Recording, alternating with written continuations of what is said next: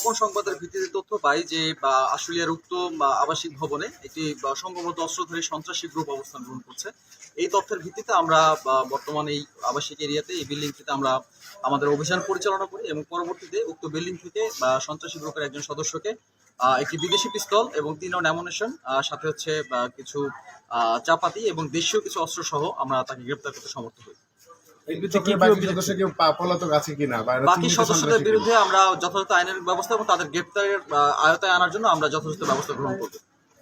যে গ্রেপ্তার হয়েছে তার পেশাটা কি বা সে মূলত কি করে?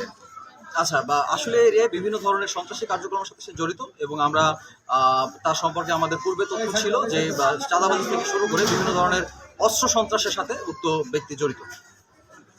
তার বিরুদ্ধে কি আইনানুগ ব্যবস্থা নিবে? আমরা অস্ত্র আইনের যে প্রচলিত নিয়ম অনুযায়ী আমরা তার বিরুদ্ধে মামলা দায়ের করা শুরু করি এবং প্রচলিত আইনানুগ ব্যবস্থা আমরা গ্রহণ করি।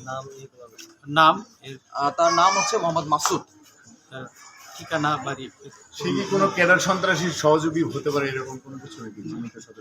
অ্যাকচুয়ালি বর্তমানে যাকে গ্রেপ্তার করা হয়েছে এটা একটি সংঘবদ্ধ চক্র যারা হচ্ছে আশুলিয়ার বিভিন্ন স্থানে অস্ত্র সন্ত্রাস থেকে শুরু করে চাঁদাবাজি থেকে শুরু করে সকল ধরনের সন্ত্রাসী কার্যকলাপের সাথে জড়িত। এখানে একটি সংঘবদ্ধ চক্র বর্তমানে বিদ্যমান রয়েছে। আমরা এই চক্রটিকে ধরার জন্য সর্বাত্মক ব্যবস্থা গ্রহণ করবো ইনশাআল্লাহ। Thank you.